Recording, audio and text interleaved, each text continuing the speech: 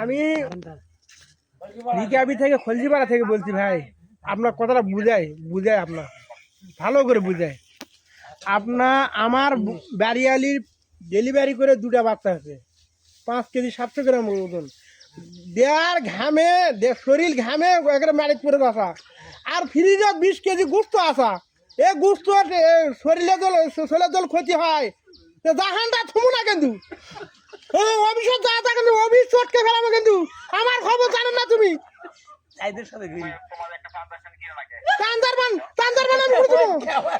কি করবো আমি? তোমার কারেন্টের বিল দিব, আমি চাঁদার বিল কিনবো?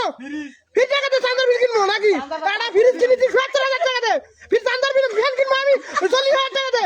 তুমি বাল কামাচ্ছেন নাকি? হাত পাকা কি করবো? হাতই করে না আমার।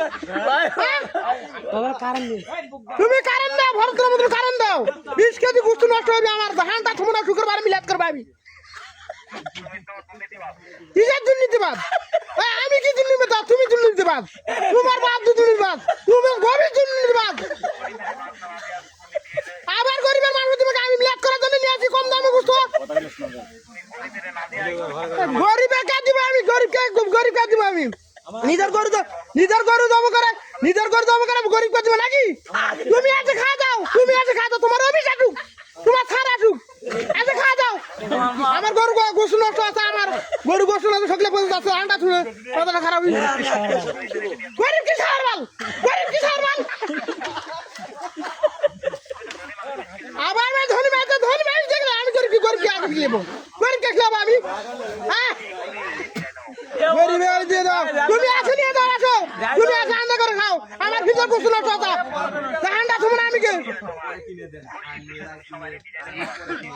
আরে ভাই খুশির বিজয় ঠিক আছে রে ভাই, আমার 2টা বাচ্চা হয়েছে। চলের একদম আমার কথা শুনেন, অনুরোধ করে কথা পাওয়া দিলে দিদি ভাই, ছেলের অবস্থা দেখে আমার ভিতর কলজা কাঁপে উঠছে। কথা ভালো করে, অবস্থা খারাপ।